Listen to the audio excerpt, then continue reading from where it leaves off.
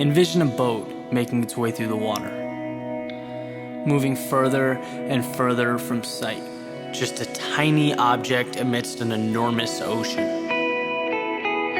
Its journey comprised of endless possibilities, unlimited potential. Its destination could be anywhere in the world. And while observing this boat as it glides over the water, nothing is more apparent than the freedom it contains. The beauty in knowing that it can follow its soul into the sunset if it so desires.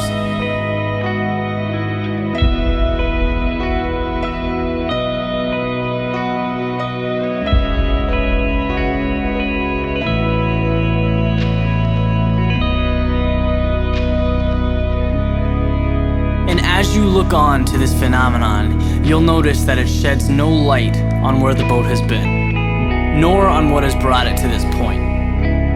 You won't see the wrong turns taken, the mistakes made, nor the obstacles that were overcome to get here.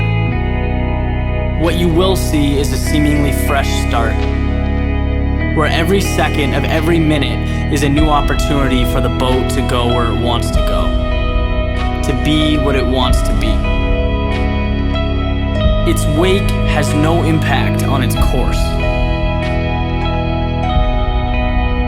This is one of the most beautiful things about being alive.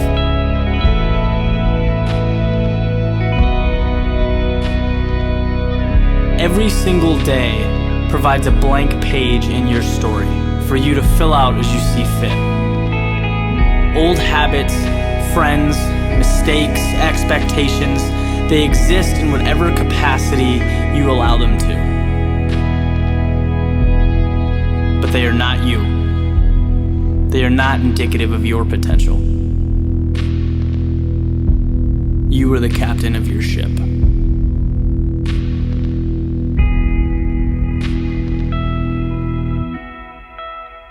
Set sail.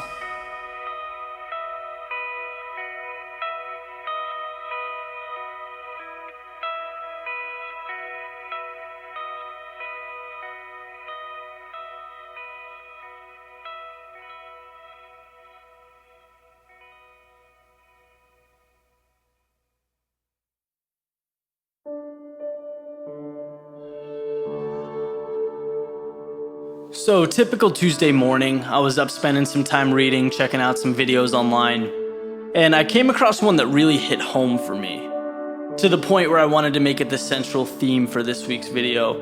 And basically it was a short monologue by Robin Sharma. For those who don't know him, he's a sharp guy, he's got a lot of content on the internet. And what he said specifically that caught my attention was that to have the results that only 5% get, you need to have the guts to do what only 5% are willing to do. And this really got the wheels turning in my head, because there are only so many ways you can articulate personal courage. Only so many ways you can talk about being fearless. But in my eyes, this puts it in the perfect context, because it shines a direct light on the fact that success and overcoming social fears are directly linked. And I'm sure as you walk through this thought process, the concept will resonate with you. Right? 95% of people live for Friday. Immediate pleasures like TV, fast food, drinking, these are things that are commonplace in society, in the world we live in. And I'm not, standing here pointing a finger saying it's inappropriate. My message goes deeper than that. What I'm saying is that if you want to be at the top in whatever it is that you do, right? Or as Robin alluded to, the 5%, you have to sacrifice some of these pleasures that the greater population indulges in. And this is where the guts comes in. Because anytime you deviate from a norm, anytime you put yourself above a social standard, people do not like it. It becomes personal, which results in criticism, the cynical outlook, or the haters, as we commonly refer to it today. And that's not easy. It's never easy walking one way when the larger group is walking another. That's not rocket science. But it's also why so few people can do it. Let's face it, if you're going to do something of significance, you need to expect negativity. People trying to tear down what you're building up, because like it or not, that's just how the world reacts. And the way I see it is that you can handle it a few ways, right? You can live your life in a way that conforms, you can shy away from that criticism, or just take it head on. Learn to accept it, thrive on it, because you'll never be able to please everybody. So why not have the courage to do what you believe in? Have the guts to be called abnormal. Take it as a compliment. I've mentioned before that the way you perceive something makes or breaks you. Think about how powerful that statement is in this context. You can look at the negativity, the haters, as a reason to change your approach, throw the towel. Or you can see it as a sign of progress, an anticipated part of your journey. You can use it as a building block or a stepping stone for further success. Those are two polar opposite outcomes, by the way, all derived from how you choose to internalize the world around you. When you get through it all, you'll be happy you hung in. I can promise you that. That you had the guts to look past the norms in your surroundings. That you had the guts to be something different.